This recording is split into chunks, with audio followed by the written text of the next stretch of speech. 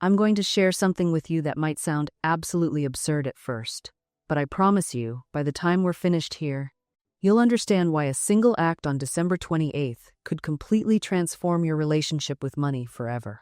You see, I've spent my entire life watching people struggle, not because they weren't smart enough or didn't work hard enough, but because they were fighting against an invisible law they didn't even know existed. They were pushing upstream when they could have been flowing downstream. They were locked out of abundance when the key was already in their pocket. And here's what breaks my heart. Most people will never discover this. They'll spend their whole lives believing that money is scarce, that prosperity is for other people, that they have to sacrifice and struggle and barely scrape by. They'll wash their hands 1,000 times without ever realizing they're holding a sacred ritual in their very palms. But you're here, you're listening. And that tells me something profound about you. It tells me you're ready. You're ready to understand that the universe doesn't operate on the principles you were taught. It doesn't care about your resume or your family background or how many times you've failed before. The universe responds to one thing and one thing only: your consciousness. Now, before you think I've lost my mind talking about washing hands and attracting money, let me be crystal clear about something. This isn't superstition. This isn't magic tricks or wishful thinking. What I'm going to share with you is based on spiritual law, as real and dependable as the law of gravity. When you drop something, it falls. When you align your consciousness with abundance, prosperity flows to you. It's that simple, and it's that profound. December 28th is significant for reasons that will become clear, but the real power isn't in the date itself. The real power is in what you're declaring to the universe through your actions on that date. You're performing a physical act that represents a spiritual truth. And when the physical and spiritual align, miracles happen. I've watched this principle work in my own life and in the lives of countless others who were brave enough to trust it. I've seen people on the brink of financial ruin turn everything around. I've seen doors open that seemed permanently locked. I've seen money arrive from sources so unexpected they seemed impossible. And it all begins with understanding something that most people get backwards their entire lives. They think the outer world creates the inner world. They think circumstances create feelings. They think bank account balances create prosperity consciousness. But it's exactly the opposite. Your inner world creates your outer world. Your feelings create your circumstances. Your consciousness of prosperity creates abundance in your bank account. This is why affirmations alone don't work for most people. This is why positive thinking fails. This is why vision boards gather dust. Because people are trying to think their way into prosperity while their consciousness, their deep inner conviction, is still aligned with lack. The ritual I'm going to teach you isn't about the water or the soap or the specific movements. It's about shifting your consciousness so completely, so fundamentally, that the universe has no choice but to respond. It's about washing away every false belief, every fearful thought, every memory of lack that's keeping you trapped in limitation. And here's something beautiful. This works whether you believe it or not. The law of gravity works whether you believe in it or not. Spiritual law works the same way. Your belief helps you cooperate with it more easily, but the law itself is operating constantly, responding to your consciousness every single moment. So let me ask you something, and I want you to be honest with yourself. When you think about money right now, what do you feel? Not what do you think, but what do you feel in your body? Is there tightness, anxiety, fear, a sense of never enough? That feeling, that vibration, is what you're broadcasting to the universe every single day. And the universe, being the perfect mirror that it is, keeps sending you experiences that match that frequency. Now, most people don't understand this. They think prosperity is about working harder, getting another degree, finding the right opportunity. And while action is important, if you're taking action from a consciousness of lack, you're just spinning your wheels. You're rowing harder in a boat that's anchored to the ocean floor. I've watched people work themselves to exhaustion, sacrificing their health, their relationships, their peace of mind, all in pursuit of financial security. And what happens? The money comes and goes. The bank account fills up and then mysteriously drains. An unexpected bill arrives. The car breaks down. Medical expenses appear out of nowhere. It's like they're living under some invisible curse. But it's not a curse at all. It's just the law of attraction responding to their dominant vibration. Here's what I want you to understand. Your outer world is a perfect reflection of your inner world. Not sometimes, not occasionally, always. If there's chaos in your finances, there's chaos in your consciousness. If there's scarcity in your bank account, there's scarcity in your belief system. The external is simply the internal made visible. And this is actually good news, even though it might not feel like it right now.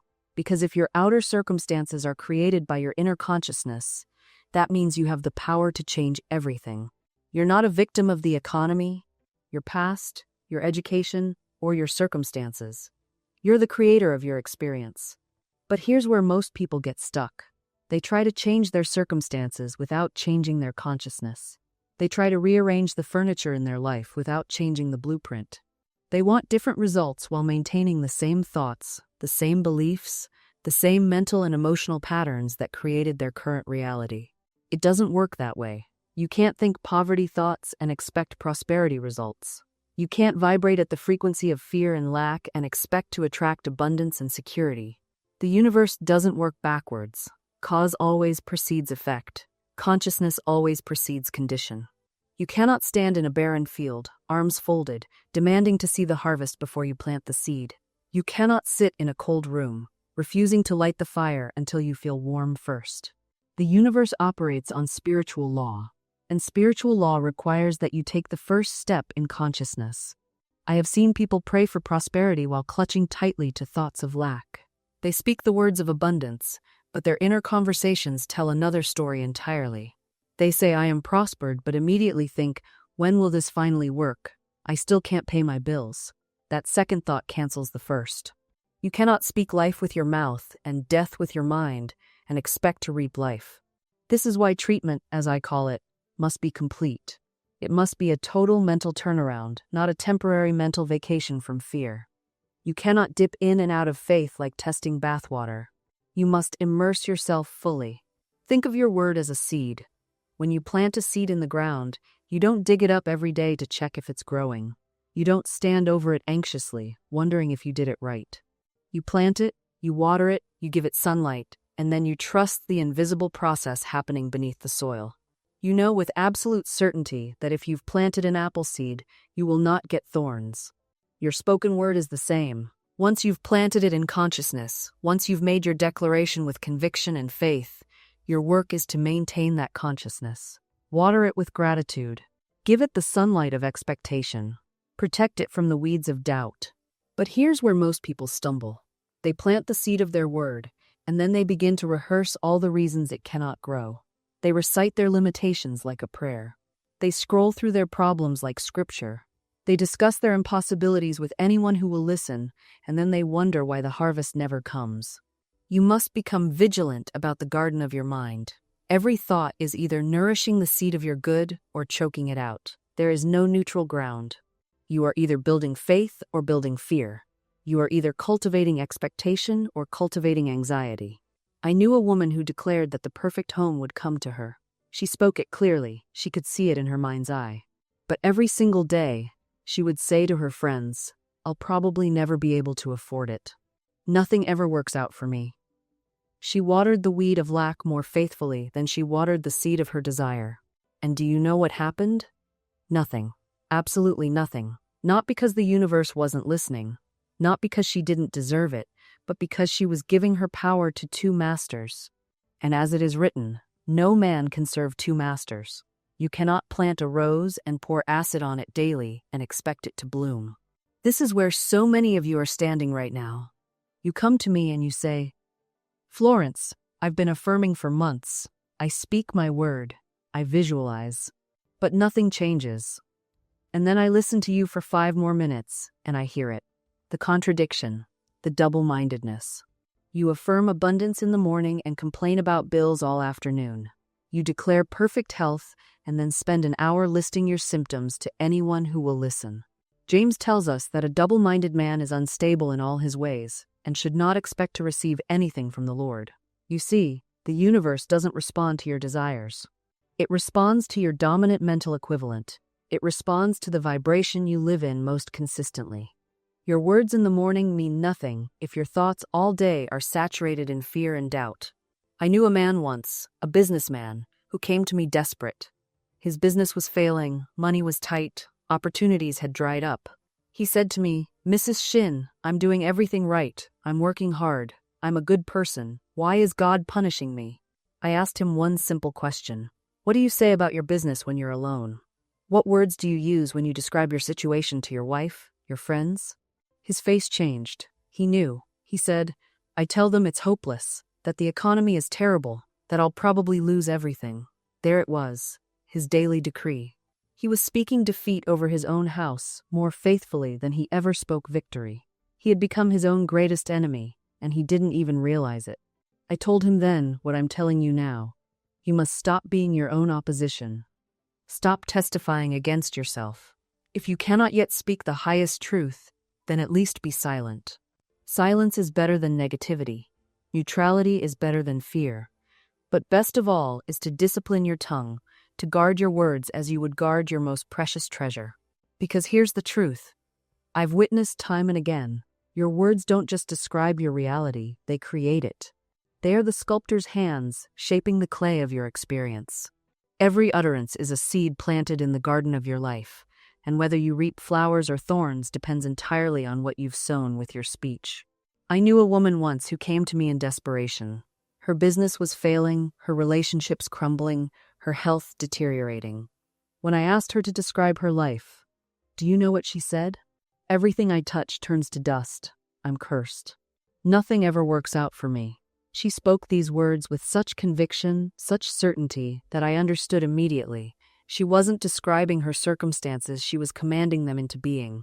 I looked at her and said, "My dear, you are under no curse except the one you pronounce upon yourself daily." She was startled. No one had ever told her this before. Everyone had sympathized, agreed, reinforced her negative declarations. But I knew that until she changed her words, nothing in her external world could shift.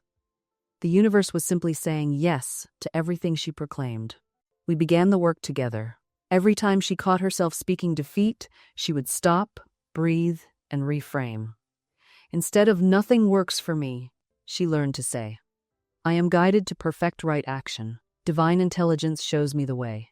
Instead of "I'm cursed," she declared, "I am blessed beyond measure. Good flows to me easily and naturally." Was it comfortable at first? Absolutely not. She felt like she was lying. The old words felt true, the new words felt false. But I told her what I'm telling you now. Feelings follow words, not the other way around. You don't wait to feel prosperous before you speak prosperity. You speak prosperity, and the feeling and then the manifestation follows in divine order. Within months, everything in her life had transformed. The business began to thrive, relationships healed, her vitality returned. People called it a miracle, but it wasn't a miracle, it was law. Universal law, as dependable as gravity. She had simply stopped working against herself and began cooperating with the creative power of the spoken word. This is why I tell you with such urgency. Watch your words, as a gardener watches their most valuable seeds. Every word you speak is a seed. And here's what most people don't understand. You cannot plant thorns and expect to harvest roses. You cannot speak lack and live in abundance. You cannot declare yourself defeated and expect victory to find its way to your door. I have seen people destroy their own demonstrations through careless speech. A woman once came to me, desperate for prosperity. She had done her affirmations, she said. She had visualized, yet nothing changed. When I spent time observing her, I discovered why. Every few hours, she would say to someone, "I'm so broke I can't even afford decent food." She would laugh as she said it, thinking she was simply being honest, being realistic. But the subconscious mind has no sense of humor. It cannot distinguish between a joke and a command. Every time she declared her poverty, even in jest, she was giving the most powerful order possible to the invisible forces that govern supply. She was commanding lack to remain her constant companion. I asked her, "Would you plant garbage in your garden and expect flowers?" She looked at me, confused. "Of course not," she replied. "Then why do you plant words of poverty in the garden of your mind and expect prosperity to bloom?" The revelation changed everything for her. She began guarding her speech the way a miser guards gold. When the temptation came to complain about her finances, she would stop herself mid-sentence. Instead, she would say, money flows to me easily and constantly. At first, it felt like lying. Her circumstances hadn't changed, but she persisted. Within weeks, unexpected checks arrived. Within months, a far better position opened at her workplace. Within a year, she had more than doubled her income. Not through struggle, not through force, but through the scientific application of spiritual law. This is not magical thinking. This is recognition of the creative power you wield every moment of every day. Your word is your wand. And most people are using that wand to hex themselves. Think about it. A person says, I'm always broke by the end of the month. And then they wonder why money slips through their fingers like sand. They've spoken the decree. They've set the law in motion. The universe doesn't argue. It doesn't say, are you sure? It simply says, your will be done. I've watched people literally talk themselves into illness. I always catch whatever's going around. I have a weak constitution. Every winter, I get sick. And like clockwork, they manifest exactly what they've claimed. They've written the script, cast themselves in the starring role, and wondered why the same plot keeps repeating. Your subconscious doesn't understand humor or sarcasm. It doesn't know you're just venting. When you say, this job is killing me, some part of your inner kingdom hears that as an instruction. When you declare, I'm no good with money, you've just installed a program that will run until you deliberately overwrite it. Now, I can already hear the objections. But Florence, I'm just being realistic. I'm just telling the truth about my circumstances. Here's what you need to understand. There's a difference between acknowledging what is and cementing what will be. You can observe your current reality without giving it a permanent lease on your future. The moment you add always or never to a statement, you've moved from observation to incantation. When you say, I'm currently experiencing a financial challenge, that's different from I'm always poor. One acknowledges a temporary condition, the other pronounces a life sentence. One leaves the door open for change, the other bolts it shut and throws away the key. The words you use to describe yourself become the architecture of your identity. I'm not a morning person. I'm terrible at remembering names. I'm just not lucky in love. Each statement is a brick in the prison you're building around yourself. And here's the truly tragic part, you're both the architect and the inmate. I knew a woman who constantly said, good things never last for me. She'd get a wonderful opportunity, and before it could even take root, she'd start bracing for its inevitable end.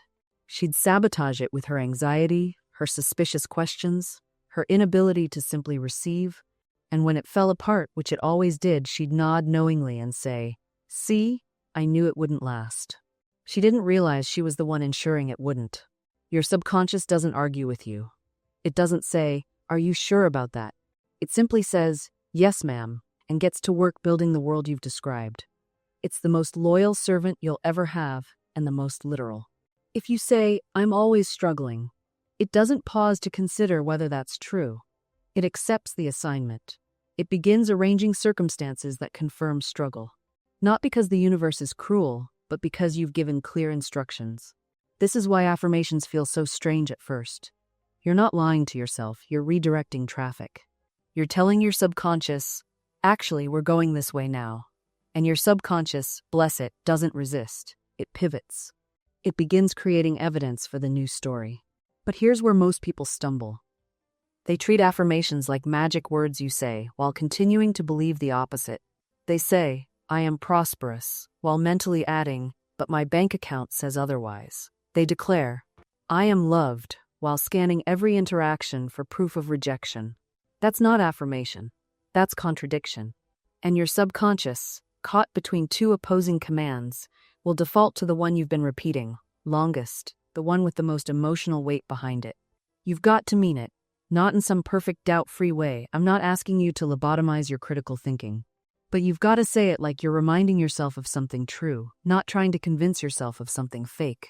When I say, God's wealth is circulating in my life and flows to me in avalanches of abundance, I'm not hoping it's true. I'm not wishing it were true.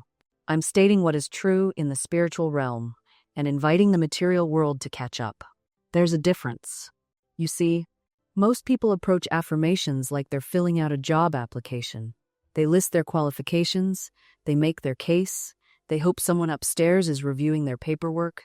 Please, universe, if you have time, I'd really like some abundance. I mean, if it's not too much trouble. I know I'm not worthy, but maybe? That's not affirmation. That's begging. Real affirmation is recognition. It's you remembering who you already are in the eyes of the infinite. It's not, I hope I become prosperous. It's, I am a channel for God's limitless abundance, and prosperity is my divine birthright. Feel the difference? One is reaching. One is receiving. Here's where people get confused. They think if they say something enough times, it magically becomes true. Like if I stand in front of the mirror and repeat, I'm a kangaroo, 500 times, I'll start hopping around. That's not how it works. That's autosuggestion, and it's got nothing to do with spiritual law. The words aren't magic spells. The words are vehicles for conviction. They're the match that lights the fire of belief in your consciousness. When you speak an affirmation with real understanding, you're not trying to convince God of anything. God already knows the truth. You're convincing yourself to align with what God already knows. I knew a woman who said affirmations morning, noon, and night. She had them written on cards. She had them taped to her bathroom mirror. She said them so often, she could recite them in her sleep. And nothing changed. Why? Because she was saying the words with her mouth, while her heart was screaming the opposite. Her lips said, I am divinely guided and protected, while her mind kept replaying every wrong turn she'd ever taken. It was like trying to drive forward with the emergency brake on. You see, I learned this from watching people for decades. The ones who transformed their lives weren't the ones who said their affirmations the loudest or the most often. They were the ones who said them with absolute conviction. They were the ones who, when they spoke the words, felt them vibrate through every cell of their being. There was a man I knew who came to me absolutely convinced he was destined for poverty. His father had been poor, his grandfather had been poor, and he'd accepted this as his inheritance. When I first asked him to affirm prosperity, he actually laughed. Not a joyful laugh, but a bitter, defeated sound. But here's what changed everything for him. I didn't ask him to lie to himself. I didn't ask him to pretend he was already wealthy when his pockets were empty. Instead, I asked him to shift his inner conviction just slightly. Not, I am rich when he clearly wasn't, but I am open to receiving abundance. The universe has unlimited resources, and I am worthy to receive my share. Do you see the difference? The first statement, his entire being would reject as false. But the second? That was something his heart could begin to accept, because it was based on spiritual truth, not current circumstances.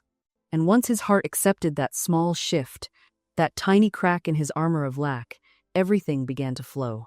Within 6 months, he'd received an unexpected inheritance from a distant relative he'd never met. But more importantly, his entire relationship with money had transformed. He stopped seeing it as something that avoided people like him.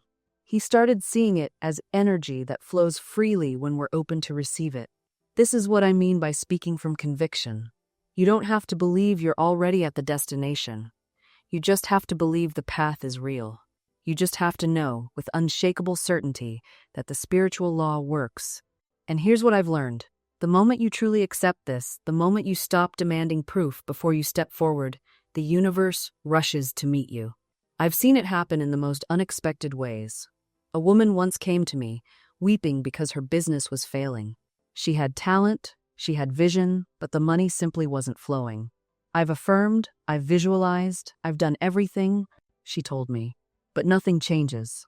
I asked her one question, do you believe the law works? Or do you believe it works only when you see results? She went quiet. Then she admitted, I believe it when I see it working. And there was her answer. She was trying to use spiritual law the way you'd use a vending machine, put in your coin, expect your snack. But spiritual law doesn't operate on our timeline or through our limited vision. It operates through invisible channels, through what I call unexpected doors. I told her, your job isn't to see the whole staircase. Your job is to take the next step in faith, knowing the universe is rearranging itself in your favor. She began to shift. Instead of affirming from desperation, trying to force the universe to prove itself, she began to affirm from knowing. My supply comes from God, and God's supply is infinite and immediate. She said it not to convince the universe, but to remind herself of what was already true. Within 3 weeks, A former colleague reached out about a collaboration she'd never imagined. Within 2 months, her income had tripled. But here's what matters most. It didn't come through the door she was watching. It came through a door she didn't even know existed. This is the intelligence of the universe at work. You're not moving puzzle pieces on a board. You're activating a living, responsive, infinitely creative force that knows shortcuts you cannot fathom. But it requires one thing from you: trust without evidence. Not blind trust, conscious trust. The kind that says, I don't see how, but I know that I know. The kind that acts as if the bridge is there, even when fog obscures it. And I'll tell you something else. The universe tests this trust, not to punish you, but to strengthen you. It's like learning to ride a bicycle. At first, you need training wheels. You need someone holding the back of the seat. But eventually, those supports are removed, and you wobble. You might even fall. But that wobbling, that momentary loss of balance, that's not failure. That's the universe asking, do you really trust this? Do you really believe you can stay upright? And when you keep pedaling, when you don't give up, something miraculous happens. The trust becomes automatic. It becomes second nature. I've watched this happen in my own life more times than I can count. There was a period when my income seemed to dry up completely. Speaking engagements canceled. Clients disappeared. My logical mind screamed, see, this spiritual stuff doesn't work. You should have saved more. You should have planned better. But something in me, that deeper knowing, whispered differently. It said, this is temporary. This is the universe clearing space for something greater. And you know what I did? I didn't panic. I didn't beg. I didn't compromise my principles to chase money. I simply affirmed, infinite spirit, open the way for my immediate supply. Let all that is mine by divine right now reach me in great avalanches of abundance. Within 2 weeks, I received 3 opportunities I never could have anticipated. A book publisher reached out. A wealthy patron invited me to speak at her private estate. A student I'd taught years prior sent me a generous gift, completely unprompted. The supply was always there. It was my fear that was blocking it. And this is what I want you to understand. Your fear is the only obstacle between you and your good. Not the economy, not other people, not your past mistakes. Your fear. When you worry, you're essentially telling the universe, I don't trust you. I think I have to figure this out myself. I think I'm alone in this. But you're not alone. You've never been alone. There's an infinite intelligence running through everything, the same force that grows your hair, beats your heart, turns acorns into oak trees. That force is on your side. It wants you to succeed. It wants you to thrive. Your job isn't to make things happen. Your job is to allow them to happen. And you allow them by releasing resistance, by letting go of the illusion of control, by trusting that what's meant for you will find you. Because here's what most people don't understand about miracles. They don't come wrapped in thunder and lightning. They don't announce themselves with trumpets. They arrive quietly, in the ordinary moments you almost overlooked. The phone call that came right when you needed it. The opportunity that appeared from nowhere. The person who said exactly what you needed to hear. These weren't coincidences. These were your words made flesh. I remember a woman who came to me, desperate. She'd been affirming prosperity for months, she said, but nothing was happening. Where are my miracles? She demanded. I asked her to tell me about her week. She brushed it off. Nothing remarkable, she said, just the usual. Her sister had paid back an old debt unexpectedly. A store had refunded her for something she'd forgotten about. A neighbor had given her vegetables from their garden. Those aren't miracles, she said. Those are just things that happened. And there it was, the very blindness that keeps us locked out of our own answered prayers. We're so busy watching for the spectacular that we miss the sacred showing up in the simple. We're waiting for the ocean when the universe is offering us rain. Every good thing that comes to you, every single one, is a miracle. Because it moved through the invisible realm of thought into the visible realm of form. That's the greatest miracle there is. And when you start recognizing these small miracles, something shifts. You begin to see the pattern. You begin to notice that the universe has been conspiring in your favor all along. You realize that your word, your persistent, faithful word, has been building momentum in the unseen world. And now it's beginning to show itself. This is why gratitude is so powerful. Not because it's polite or spiritual to be thankful, but because gratitude is the recognition of miracles. And what you recognize, you multiply. When you say thank you for the small blessing, you're telling the universe, yes, I see what you did there. I'm paying attention. I'm ready for more. And here's what happens next. The universe starts to trust you back. You see, gratitude creates a circuit. It's not just you sending out good vibes into the void. It's you completing an energetic loop. You receive, you acknowledge, you give thanks, and that opens the channel for more to flow through. But if you receive and never acknowledge it, if you get the parking space, the compliment, the unexpected refund check, and you just shrug it off as coincidence, that channel starts to close. Not because the universe is petty, but because you're essentially saying, I'm not really paying attention here. Think of it like this. If you had a friend who gave you gifts and you never said thank you, never even seemed to notice, would you keep giving? Of course not. You'd think, well, maybe they don't want what I'm offering. The universe works the same way. It's always offering, always giving, but it responds to your awareness, your recognition, your participation. Now, I know some of you are thinking, but Florence, I do say thank you. I'm polite, I have manners, and I'm sure you do, darling. But there's a difference between social politeness and spiritual gratitude. Social politeness is what you say to the cashier when they hand you your change.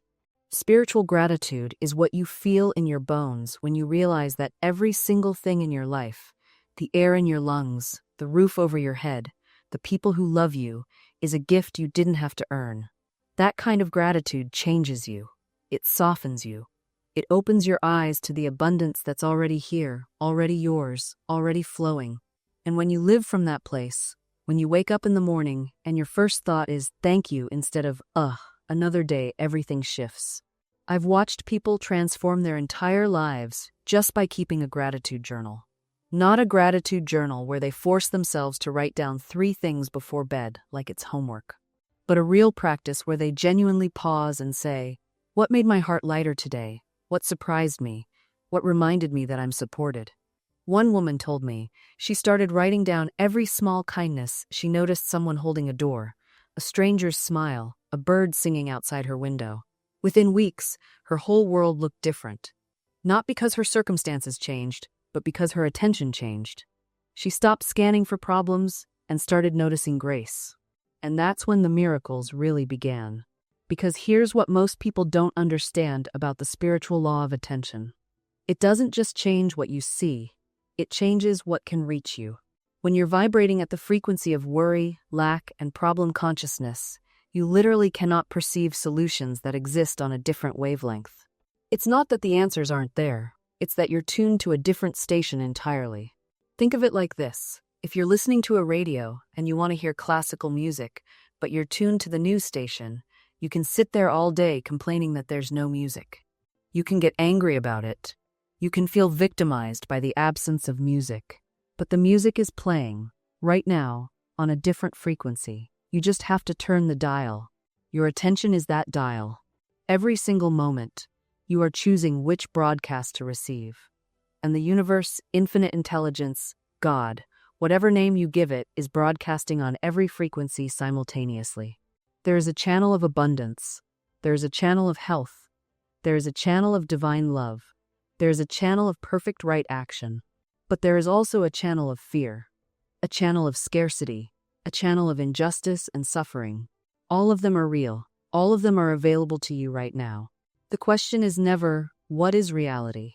The question is always, which reality am I tuning into? And I know what some of you are thinking. But Florence, terrible things do happen.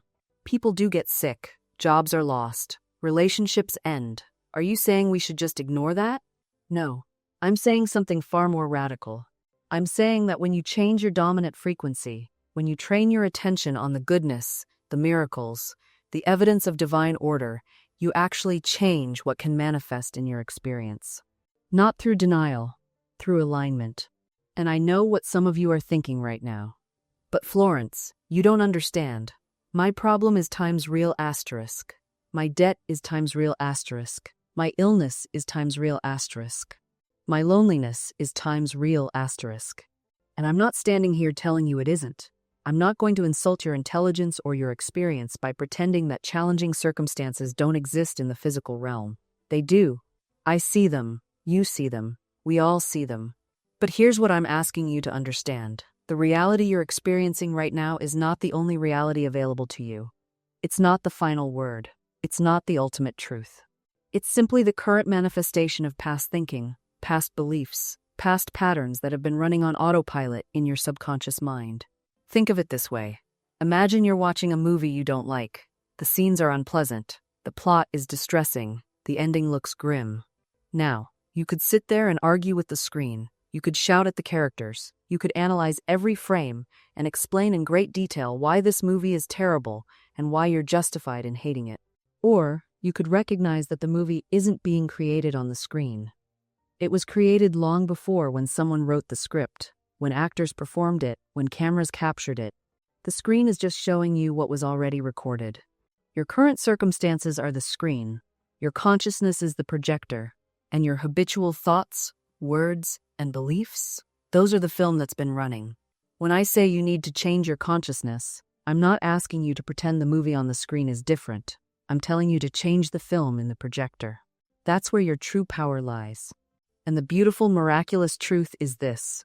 The moment you change the film, the moment you shift your inner conversation, your dominant belief, your mental equivalent, the universe begins to rearrange itself to match. Not eventually, not someday, immediately. The lag time you experience between the inner shift and the outer manifestation, that's just the time it takes for the old film to finish playing through. But the new reality is already set in motion. The wheels are already turning. The universe is already conspiring.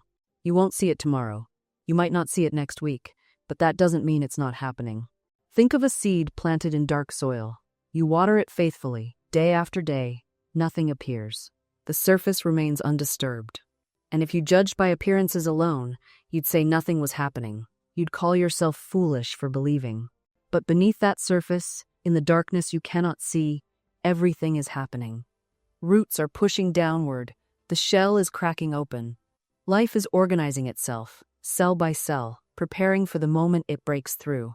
Your word works the same way. The moment you speak it, truly speak it, with conviction and feeling, it begins working in the invisible. It sets forces in motion that have no choice but to manifest. Not because you're special, not because you're lucky, but because that's how the law works. It's impersonal, it's mathematical, it's absolute. I've watched people destroy their own demonstrations by becoming impatient. They speak the word, they feel the thrill of faith. And then, 3 days later, when nothing has changed, they take it all back. They say, well, I guess it's not working. They go back to their old story, their old complaints, their old lack. And what happens? The universe, which was busy arranging circumstances, stops. The channels that were opening, close. The people who were about to think of them, forget. Not as punishment, there is no punishment in this, but simply because the law requires consistency.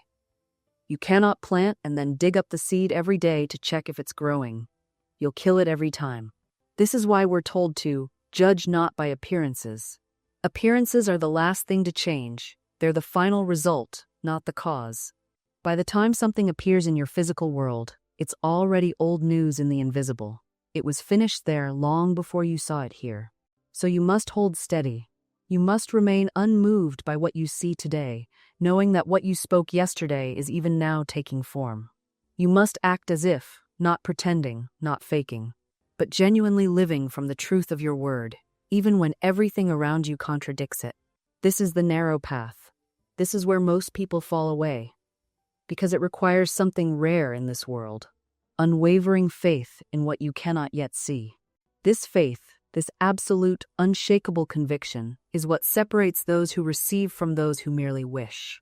Wishing is passive. It floats like a dandelion seed on the wind, directionless, powerless. But faith? Faith is active. It plants itself firmly in the soil of your consciousness and refuses to be uprooted by any storm of circumstance. I have watched people stand at the very threshold of their demonstration, within inches of receiving what they've asked for, only to collapse into doubt at the final moment. They were so close. The invisible machinery of the universe had already begun rearranging itself to accommodate their request. And then one moment of fear, one whisper of, what if this doesn't work? And they withdrew their faith. They broke the circuit. The power that was flowing toward them had nowhere to land, and so it dissipated back into the unseen. Do you see the tragedy in this? It is like digging for water and stopping just before you reach the spring. All that effort, all that hope, abandoned at the last moment because you could not hold steady in the darkness. The narrow path demands that you walk through this darkness with a lamp of certainty. You must speak to your own soul when it trembles. You must remind yourself, again and again, I have planted my seed in fertile ground. The harvest is already prepared. I need only wait with joyful expectation. This is not blind optimism. This is spiritual law. When you plant an acorn, you don't dig it up every day to see if it's growing. You don't stand over it with anxiety, demanding it prove itself. You trust the process. You trust that beneath the surface, invisible to your eye, roots are forming, strength is gathering, and in due season, you will see the mighty oak. Your desire is the acorn. Your word is the planting. Your faith is the patient gardener who knows that growth is happening even when nothing appears to be changing. I once knew a woman who needed a specific sum of money by a certain date. She had spoken her word. She had released her burden. But as the date drew near and no money appeared, panic began to creep in. She came to me, her face tight with worry. "What if it doesn't come?" she asked. I looked at her steadily. "What if it does?" She blinked, startled by the simplicity of the question. "You are trying to carry what you have already released," I told her. "You are attempting to help God, and in doing so, you are blocking the very channel through which your good must flow. Step aside. Stop interfering. The universe does not need your anxiety, it needs your faith." She left my presence still uncertain, but she made a decision. She would act as if the money had already arrived, not recklessly, but peacefully. She went about her days without the furrow of worry on her brow. She thanked the universe in advance. She prepared herself inwardly to receive. And 2 days before the deadline, from a completely unexpected source, a forgotten insurance policy, a clerical correction, something she had never anticipated, the exact amount appeared. This is how it works when you hold the narrow path. You see, the universe doesn't respond to your anxiety, it responds to your certainty. And certainty isn't loud, it's quiet. It's the woman who stops arguing with her bank balance and simply says, "My supply is endless and immediate," and means it. Not as a wish, as a fact. Most people pray with one hand and push with the other. They affirm abundance while checking their account 17 times a day, each time reinforcing the belief in lack. They declare victory while mentally preparing for defeat. This is not faith. This is hedging, and the universe cannot deliver to a divided mind. I've watched this pattern destroy more dreams than doubt ever could, because doubt, at least, is honest. But this half-in, half-out approach? It's spiritual sabotage. You're trying to build a bridge while simultaneously tearing down the supports. When you truly understand the narrow path, you stop managing outcomes. You stop trying to figure out how things will work. That's not your job. Your job is to hold the vision so clearly, so steadily, that the universe has no choice but to manifest it through the path of least resistance. I knew a man, brilliant, talented, capable, who spent years trying to force his business to succeed. He worked 18-hour days. He borrowed money. He manipulated, pushed, exhausted himself trying to make it happen. And it kept collapsing. Again and again. Finally, in complete surrender, he stopped. He released it entirely. He said, "Infinite Spirit, if this business is mine by divine right, it comes to me effortlessly. If not, something better takes its place." And he meant it. Within 3 weeks, a competitor approached him with a merger offer that not only saved his business, but expanded it beyond anything he'd originally envisioned. The door he'd been trying to kick down suddenly swung open from the inside. That's the narrow path.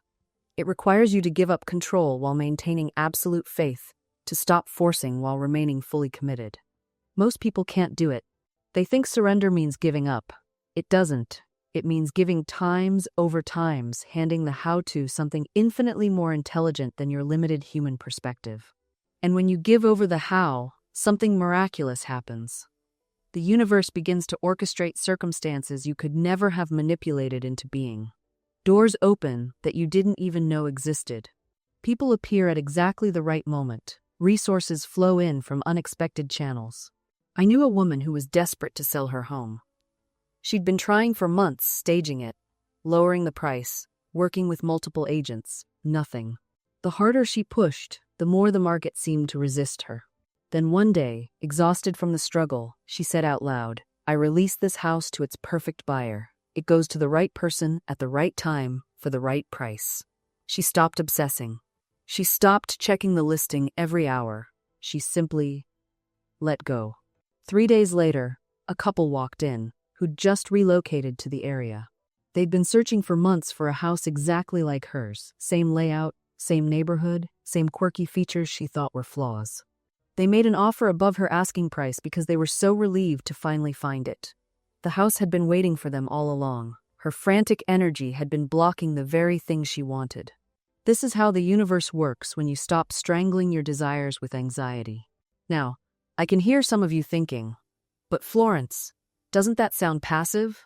Am I supposed to just sit around and wait?" No, absolutely not. There's a difference between surrender and inaction. Surrender is the time's internal times posture. Action is the time's external times expression. You surrender the outcome while remaining fully engaged in the process. Think of it like planting a garden. You prepare the soil. You plant the seeds. You water them. But you don't dig them up every day to check if they're growing. You don't stand over them, commanding them to sprout faster. You do your part, and then you trust the intelligence of nature to do its part. That's the balance-inspired action combined with detached trust. When you're operating from this place, your actions feel lighter. You're not forcing or manipulating. You're responding to intuitive nudges. You take the next indicated step, not because you've figured out the entire staircase, but because something inside you says, "This feels right." And then you release attachment to whether that step produces the exact result you expected. You see, attachment is just fear wearing a disguise. When you grip tightly to how something must unfold, you're essentially telling the universe, "I don't trust you to deliver something even better than I can imagine." But faith is the opposite of control. Faith says, "I know what I want. I've planted the seed, and now I trust the ground to do its work."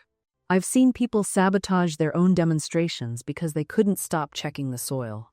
They'd plant their intention on Monday, dig it up on Tuesday to see if it was growing, replant it on Wednesday with doubt, and by Friday, they'd declare the whole thing wasn't working.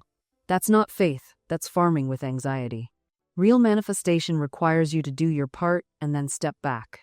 You speak the word, you take the action when prompted, and then you let it go into the invisible, trusting that what belongs to you cannot miss you. If a door closes, you don't throw yourself against it.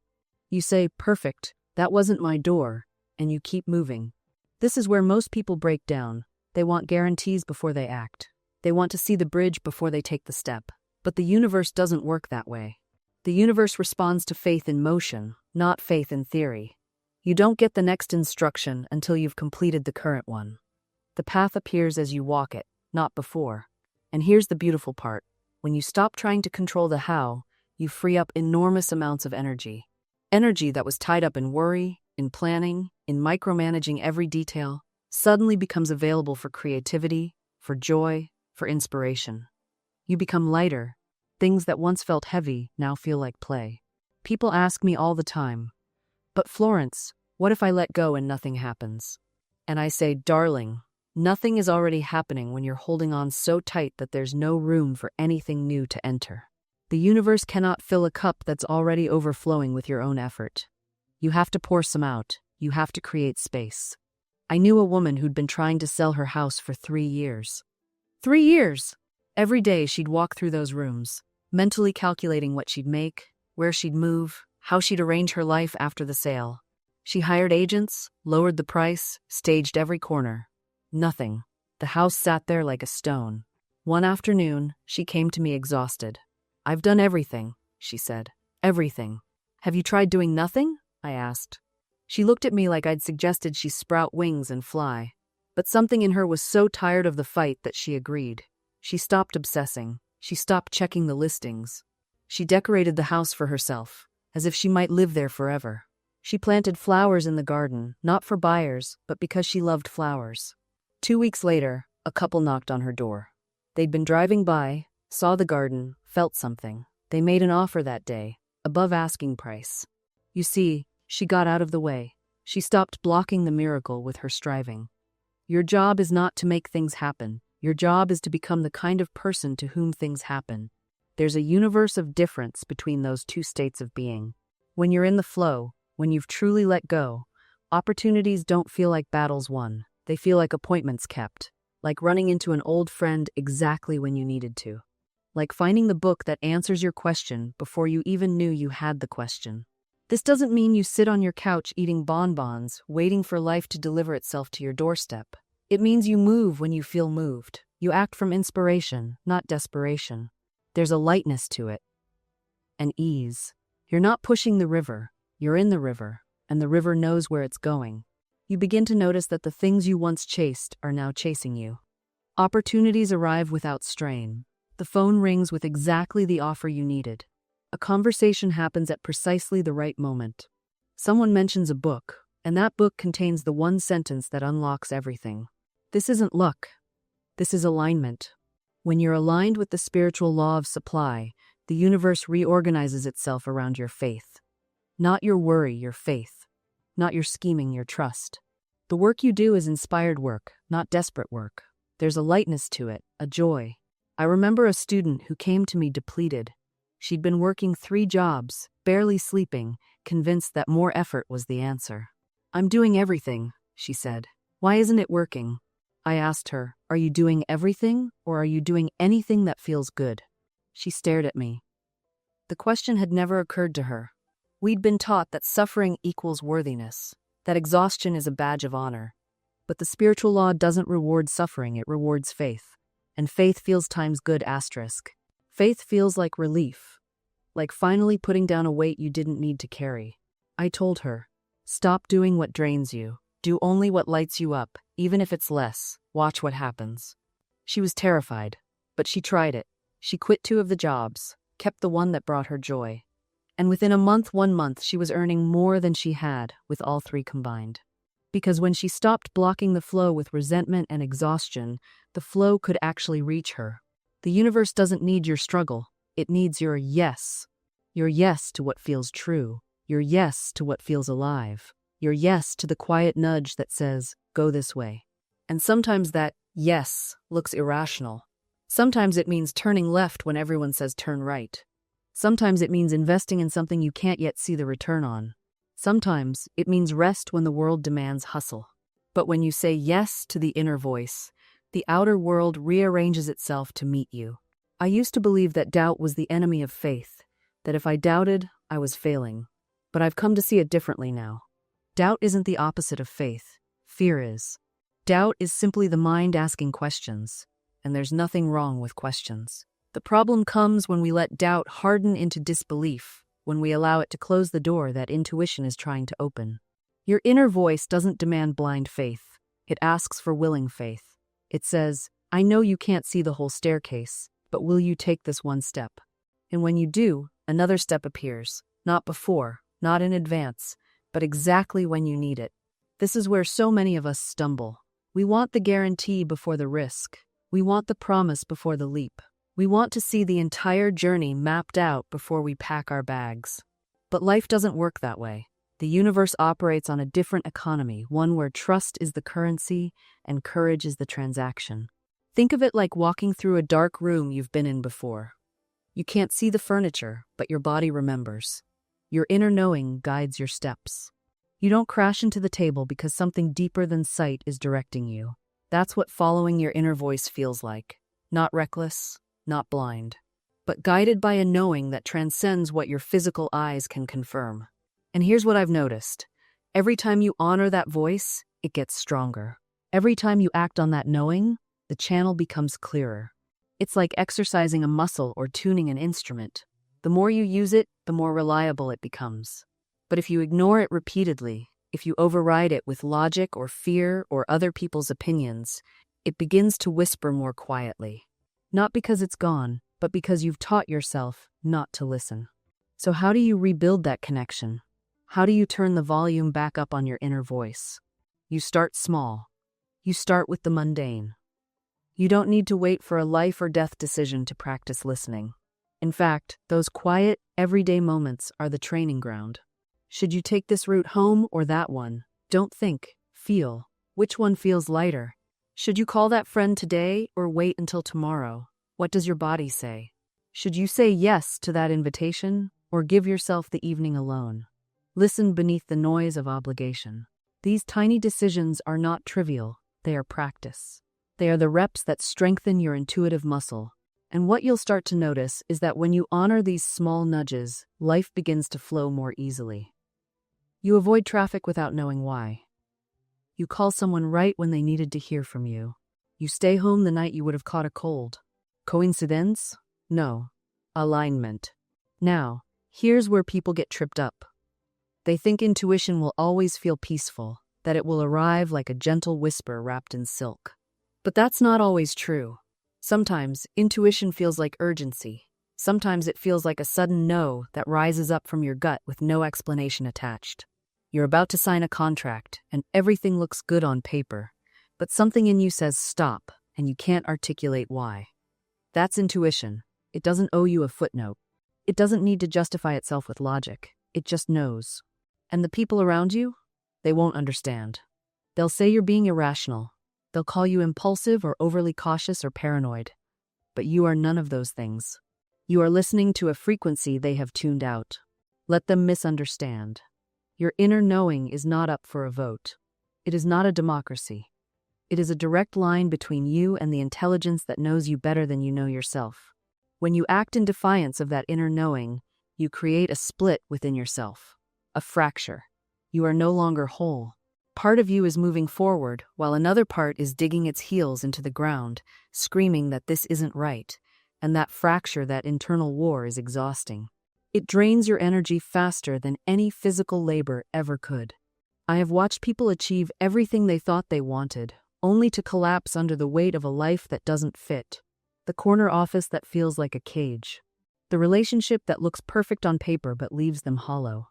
The city everyone said they should love, where they wake up every morning feeling like a stranger in their own skin. This is what happens when you override your inner compass with external maps. And here's what makes it even more insidious. The world will often reward you for ignoring your inner knowing. You'll get the promotion. You'll receive the approval. People will congratulate you on your success. And for a while, you might even convince yourself that you made the right choice. Look, you'll say, it worked out. See? I was worried over nothing. But success is not the same as alignment.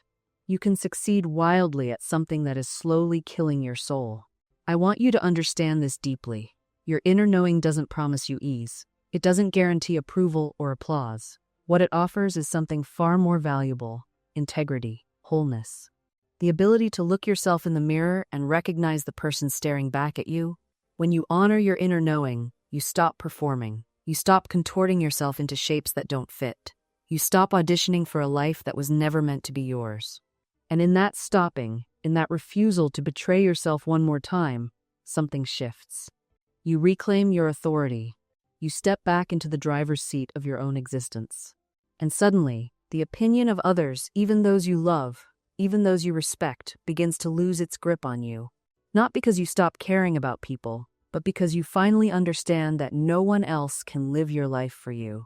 No one else will lie in your bed at night, carrying the consequences of choices that weren't truly yours.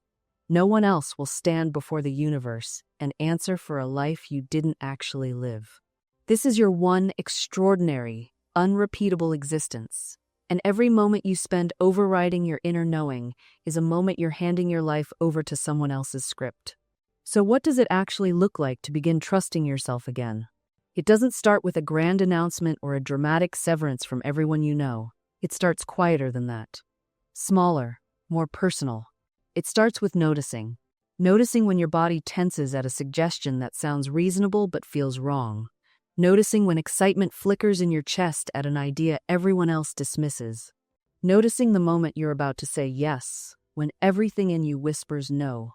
You don't have to act on every intuition immediately, but you do have to start acknowledging that it exists. I remember a woman who told me she'd lost all access to her inner voice. She genuinely couldn't tell anymore what she wanted versus what she'd been told to want. So I asked her to try something simple. For 1 week, just notice. Don't change anything. Don't rebel. Don't conform harder, just notice. Notice when someone suggests a restaurant and her shoulders drop. Notice when a project lights something up behind her eyes. Notice which conversations leave her feeling drained and which ones fill her back up. By the end of that week, she came back stunned. Not because she'd made any changes, but because she realized her inner voice had been there the entire time. She'd just trained herself not to hear it. Your intuition hasn't abandoned you. You've just been taught to speak over it. And here's what I need you to understand. Reclaiming your inner authority doesn't mean you suddenly have all the answers. It doesn't mean you'll never seek advice or value other perspectives. It means you stop outsourcing the final decision. You can listen to the wisdom of others and still reserve the right to disagree. You can respect someone's experience and still choose differently for yourself. You can honor their truth without making it yours. This is where real spiritual maturity lives, in the space where you can hold your convictions without crushing someone else's. You can be certain of your path without needing everyone else to walk it with you. I've watched people lose years of their lives waiting for permission that was never coming. They stood at the threshold of their own becoming, gifts wrapped and ready, but they wouldn't move forward because someone they loved couldn't see what they saw. They made someone else's doubt heavier than their own knowing. And here's what breaks my heart about that. The person whose approval they were seeking often had no idea they held that much power. They were just living their own life, speaking their own truth, completely unaware that someone had handed them the keys to their destiny and was waiting outside in the cold. You cannot make your freedom someone else's responsibility. You cannot outsource your courage to another person's comfort level. When you place your dreams on hold, waiting for consensus, you're not being respectful, you're being dishonest. You're pretending that your life is a democracy when it's actually a stewardship. You're pretending that other people's fears about your choices carry the same weight as your soul's deepest knowing. They don't. I'm not saying other people's input doesn't matter. I'm saying it doesn't get the final vote. There's a difference between considering someone's perspective and being imprisoned by it. There's a difference between honoring their concerns and abandoning yourself to appease them. The universe didn't send you here to live by committee. It sent you here with specific gifts, specific callings, specific work that only you can do. And sometimes, often, actually the people closest to you won't understand it. They'll project their limitations onto your possibilities. They'll mistake their ceiling for your floor. That doesn't make them bad people. It makes them human. And it makes your job clear. Love them, honor them, appreciate their concern, and then do what you came here to do anyway. Because here's the truth they don't tell you. The people who love you want you to be happy. They want you to thrive. But they want you to do it in ways they can understand, in ways that don't trigger their own fears about what's possible. They want you to succeed, but not so differently that it challenges their own choices. And that's an impossible standard. You cannot both honor your calling and protect everyone else from having to examine their own lives. So you learn to stop explaining. Not out of arrogance, but out of preservation. You realize that your energy is not infinite, and the people who demand justifications are rarely satisfied with any answer you give. They'll pick apart your logic, find flaws in your reasoning, question your motives, not because they want to understand, but because they need you to be wrong so they can stay comfortable. The ones who truly support you, they don't need a dissertation. They see your light and cheer it on. They might not understand every detail, but they trust that you're following something real, something true. And honestly, those are the only opinions that matter. Because here's what I've learned in all my years of teaching this work.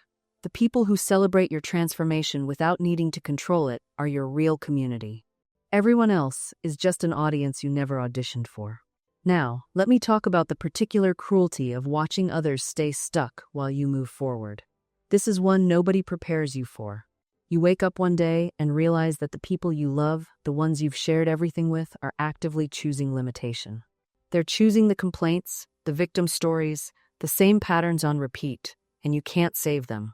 God, that's a hard pill to swallow. Because when you first discover this work, when you first taste freedom, you want to bottle it up and hand it to everyone you care about. You want to shake them awake and say, look, there's another way. You don't have to suffer like this. But they're not ready. Or they don't want it. Or they're so invested in their story that your breakthrough feels like an indictment. And you have to watch them choose struggle over and over again, knowing you cannot choose for them. This is where boundaries become sacred. You cannot dim your light to make their darkness more comfortable. You cannot unknow what you know to make them feel better about what they refuse to learn. Your growth is not a betrayal, even when they treat it like one. And here's the thing, staying small doesn't actually help them. It just confirms their belief that growth isn't possible. Your expansion, your joy, your success, these are gifts, even if they can't receive them yet. So what do we do with this knowledge? How do we move forward when someone we care about is locked in patterns of lack, scarcity, and limitation? First, we stop apologizing for our abundance. We stop dimming our light to make others comfortable in their darkness. This isn't cruelty, it's the highest form of respect. When you apologize for your blessings, you're essentially agreeing with their belief system. You're saying, "You're right. Good things are rare and unfair, and I shouldn't have them either." Instead, we hold space without taking on their energy. This is a sacred practice. You can love someone deeply and still maintain your own vibrational frequency. You can listen to their complaints without agreeing with their conclusions. You can offer compassion without joining them in their suffering. I've learned to say things like, "I hear that you're going through a difficult time," not, "Life is so hard." Do you see the difference? One acknowledges their experience. The other adopts their worldview. Second, we model possibility without preaching. People don't change through lectures. They change through witnessing. Every time you choose joy despite circumstances, you're planting a seed. Every time you speak words of abundance in the face of apparent lack, you're offering an alternative reality. Your very existence, as someone who has transformed limiting beliefs, becomes a quiet invitation. You don't need to convince anyone. You don't need to drag anyone to the light. You simply shine, and trust that those who are ready will feel the warmth. I think of it like this. Imagine you're standing in a beautiful garden, and your loved one is outside the gate insisting gardens don't exist. You don't abandon the garden to sit with them in the barren field. You stay in the garden, tending it, enjoying it, and occasionally calling out, "The gate is open," whenever you're ready. Third, we practice radical non-attachment to their journey. This is perhaps the hardest part. We want the people we love to be happy. We want them to experience the breakthroughs we've experienced. But their timing is not ours to control. Some people need to stay in lack consciousness for as long as they need to stay there. That's their curriculum, their soul's education. Your job isn't to graduate them early. Your job is to keep your own consciousness clear so that when and if they're ready, you can be a resource rather than another voice of limitation. Your clarity becomes contagious not through force, but through vibration. People feel something different in your presence. They can't always name it, but there's a lightness, an openness, a permission to breathe that wasn't there before. You're not preaching at them. You're not fixing them. You're simply holding a frequency that says, "There's another way to be." And here's what happens. This is the part that always astonishes people when they first experience it. The more you embody this work, the less you need to convince anyone of anything. Your life becomes the demonstration. Your peace in chaos becomes the sermon. Your refusal to engage in collective fear becomes the teaching. I've watched this unfold in the most ordinary circumstances. A woman practicing these principles walks into a family gathering where everyone's catastrophizing about the economy. She doesn't argue. She doesn't present counter-evidence. She simply remains in her own knowing, offers a quiet, different perspective if asked, and changes nothing about her joyful demeanor. By the end of the evening, people are gravitating toward her, asking what she's been doing differently, confessing they want some of whatever she's got. That's not manipulation. That's magnetism. That's the natural law of consciousness attracting its match. The universe is always matching your vibration, not your words. It doesn't hear your affirmations if your entire nervous system is screaming the opposite. It doesn't respond to your vision board if your daily internal dialogue is a litany of lack. It responds to the signal you're actually broadcasting, the one underneath all your spiritual window dressing. This is why authentic practice matters more than perfect practice. I'd rather see you genuinely working through doubt while holding intention than performing perfect affirmations with a terrified heart. The universe reads sincerity. It reads willingness.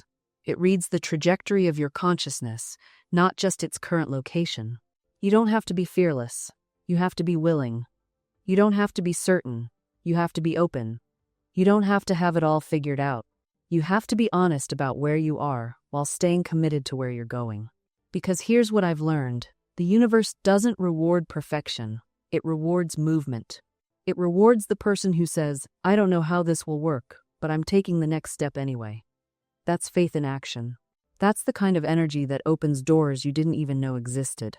I've watched people stay stuck for years, not because they lacked talent or resources, but because they were waiting for some cosmic green light. They were waiting to feel ready. They were waiting for certainty. And certainty never came, because certainty isn't the precursor to movement, it's the result of it. You build certainty by moving. You build confidence by doing. You build faith by acting as if the thing you desire is already making its way to you. And when you move before you're ready, something miraculous happens. The universe meets you halfway.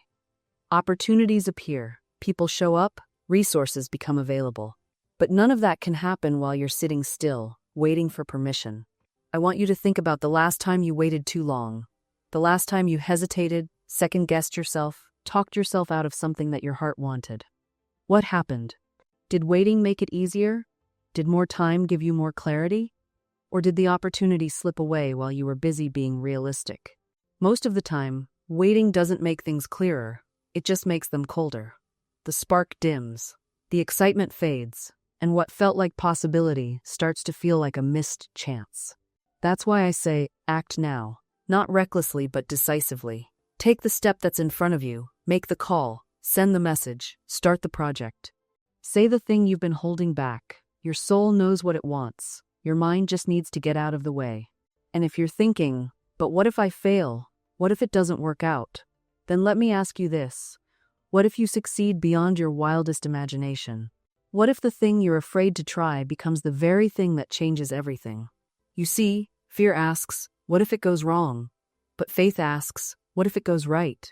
And the only way to find out is to move. There's a woman I knew who stood at the edge of a great opportunity. She had a vision clear as day, but every time she moved toward it, that voice would whisper, "Who do you think you are? You're not qualified. You're not ready." And so she waited. She prepared. She studied. She convinced herself that one more course, one more credential, one more year of experience would make her worthy. But here's what she didn't realize. Worthiness isn't something you earn through preparation. It's something you claim through decision.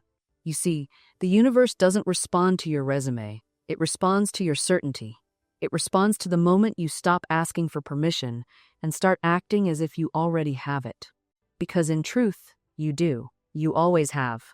That woman finally moved forward not when she felt ready, but when she realized she would never feel ready. She moved anyway. And you know what happened? The path opened. Not because she suddenly became more qualified, but because she finally aligned her action with her knowing. This is the secret most people miss. You don't need to feel confident before you act. You become confident through acting. Courage isn't the absence of fear. It's the willingness to move while fear is still present.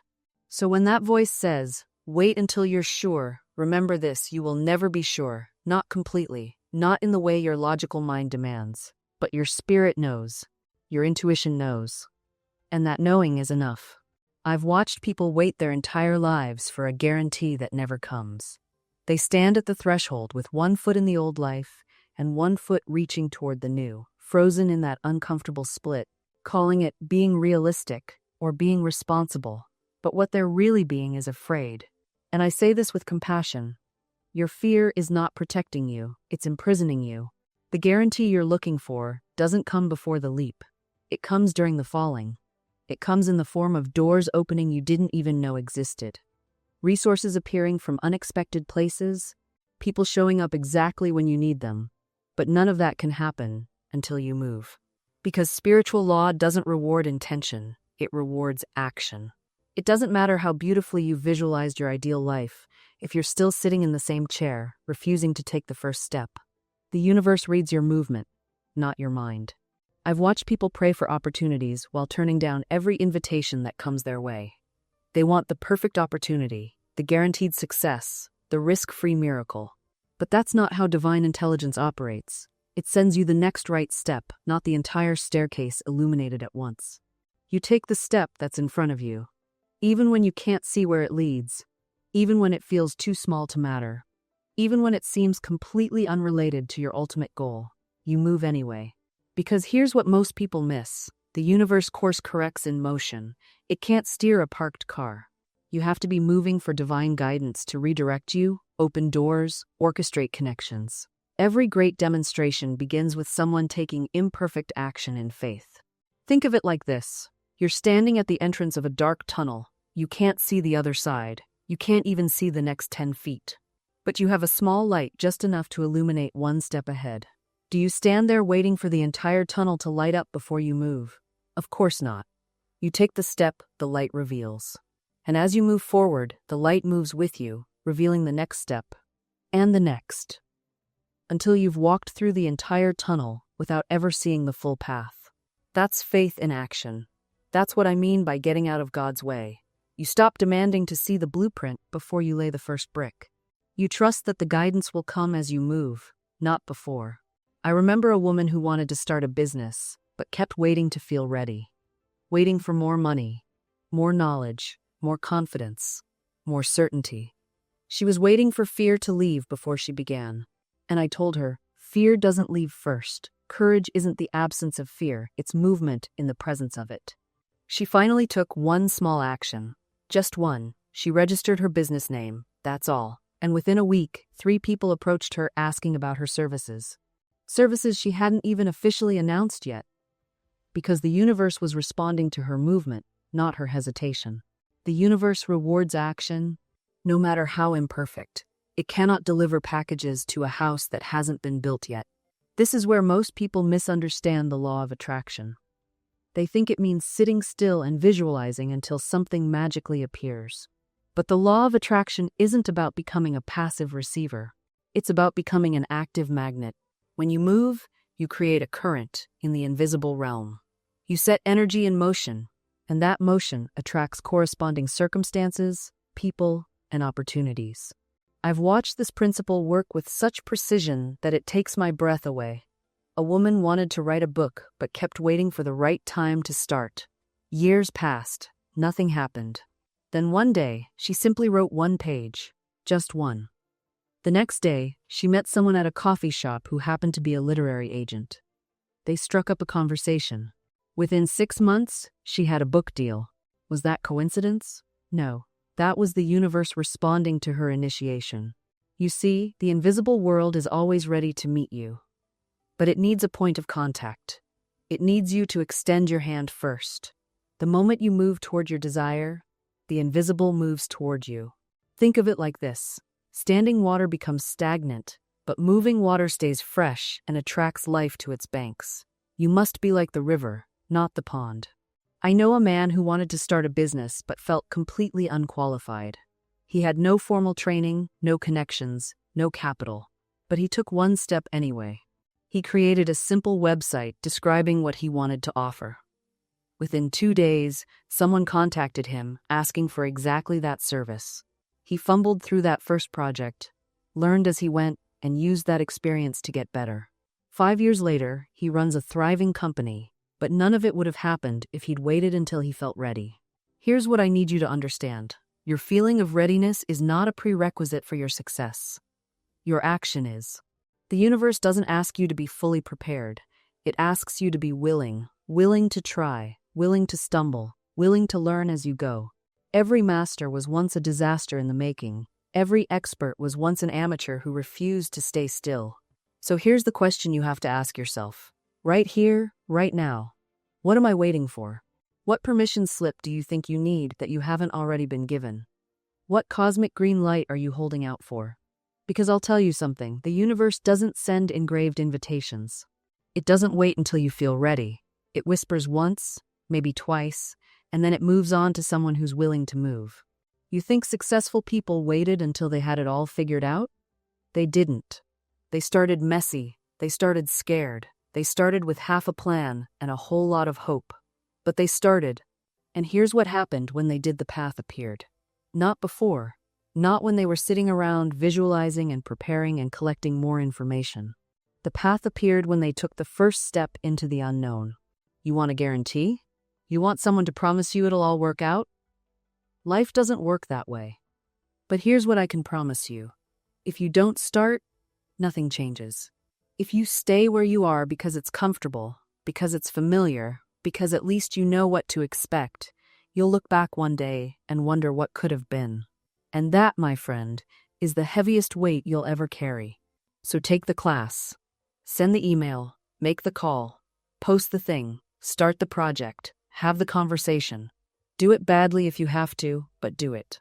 Because motion creates momentum, and momentum creates miracles. You don't need to see the whole staircase. You just need to take the first step, and then the next one, and then the one after that. And somewhere along the way, you'll look up and realize you're not at the bottom anymore. You're climbing, you're moving, you're becoming. The old you is already gone. The second you decided to listen to these words, to consider a different way, to open yourself to possibility, that version of you started to dissolve. Now it's just a matter of whether you're going to step into who you're becoming or keep clinging to who you were. The universe has already made space for the new you. It's already arranged the synchronicities, lined up the people, prepared the opportunities. But it can't deliver them to someone who isn't there to receive them. It can only give them to the person you're becoming. And here's what most people miss. The transition isn't comfortable. It's not supposed to be. You're going to have days where you feel like you're living in two worlds at once. Part of you still wants the familiar misery, the known suffering, the predictable disappointment. And part of you is reaching towards something you've never experienced before, something that feels too good to be true. Let me tell you something about that feeling, that too good to be true sensation that makes you want to sabotage your own progress. It's not wisdom. It's not protection. It's the old programming trying to pull you back to what it knows. Because your subconscious mind doesn't care about your happiness, it cares about your survival. And to your subconscious, survival means keeping everything exactly as it's always been. So when good things start happening, when doors start opening, when people start responding to you differently, your subconscious panics. It thinks you're in danger. It thinks you've wandered into enemy territory. And it does everything it can to bring you back to the familiar prison. This is why people lose weight and gain it back. Why they make money and lose it. Why they find love and sabotage it. Not because they're broken, not because they're cursed, but because they never updated their inner identity to match their outer circumstances. They achieved the thing, but they were still being the person who didn't have it, and the universe, in its perfect consistency, simply restored the match. You cannot outgrow your self-concept. You cannot rise above your own inner image. Whatever you believe yourself to be, the world will reflect back to you with stunning accuracy. So the question isn't, how do I get what I want? The question is, who do I need to become to already have it? Because spiritual law doesn't respond to what you do. It responds to what you are. I once met a woman who wanted to write a book. She had the manuscript. She had the time. She even had a publisher interested. But she never sent it. Why? Because deep down, she didn't see herself as an author. She saw herself as someone who wanted to be an author. There's a universe of difference between the two. The universe doesn't negotiate with your desires. It obeys your convictions. So I told her what I'm telling you now. Stop wanting. Start being. She changed one thing. Every morning, she introduced herself to the mirror as a published author. Not future tense. Present tense. I am an author. She walked like an author. Spoke like an author. Made decisions like an author would make them. Within 3 months, the book was published. Not because the universe suddenly decided to be nice. Because she became the person who already had what she claimed. This is the secret hiding in plain sight. You must occupy the state before you see the evidence. Most people wait for the evidence to feel worthy. But spiritual law works in reverse. You must feel worthy first. And the evidence has no choice but to follow. It's not belief in the thing. It's belief in yourself as the thing. Let me say it plainly. You are not trying to get love. You are love seeking to recognize itself. You are not trying to attract abundance. You are abundance, learning to stop apologizing for it. The moment you stop begging and start embodying, everything shifts. I know this sounds too simple. Your logical mind is screaming, but what about my bills? What about my loneliness? What about all the proof that I'm not enough? Here's what I say to that. Your current circumstances are not your identity. They are simply the exhaust fumes of old beliefs still clearing out. The universe doesn't care about your timeline. It cares about your vibration. And right now, if you're feeling that ache of loneliness, that gnawing sense of not enoughness, I need you to understand something profound. You are in the refining fire. You are being prepared for what you've been asking for. Think of it this way. Imagine you ordered a custom-made piece of furniture for your home. Something magnificent, something that fits your space perfectly. Now, would you be angry if it didn't arrive the next day? Would you say, "See, I knew I wasn't worthy of beautiful furniture"? Of course not. You'd understand that craftsmanship takes time, that the artisan is working on your behalf, even when you can't see the progress. Your desire is being crafted right now. The person, the love, the relationship you're calling in, it's all being arranged. But here's what you need to grasp. You are also being crafted. You are being shaped into the version of yourself who can receive and hold that love. And sometimes that shaping process feels like stripping away. Sometimes it feels like loss, like loneliness, like delay. But what if I told you that this very moment, this exact place you're standing in, is not evidence of abandonment, but evidence of preparation? What if your loneliness is actually solitude with a purpose? What if this time alone is giving you the space to remember who you were before the world told you who to be? To reconnect with your own desires, your own voice, your own unshakable worth? I've watched this happen time and time again. Someone comes to me drowning in the story of their unworthiness. Everyone else found love. Everyone else is chosen. Why not me? And then, sometimes weeks later, sometimes months, they return. But they're different. They're not desperate anymore. They're not performing anymore. They've stopped chasing and started becoming. And that's when everything shifts. Because the universe doesn't respond to your words, it responds to your energy. It responds to who you're being, not what you're doing. You can say affirmations until you're blue in the face, but if underneath those words you're still vibrating with the frequency of "I'm not enough," then that's what you'll continue to magnetize. More experiences that confirm that belief. But when you finally release that story, when you finally stop fighting your current reality and start thanking it for what it's teaching you, that's when the magic happens. That's when the phone rings. That's when the unexpected conversation starts. That's when you lock eyes with someone and feel that unmistakable spark. Not because you finally did enough, but because you finally stopped believing you had to.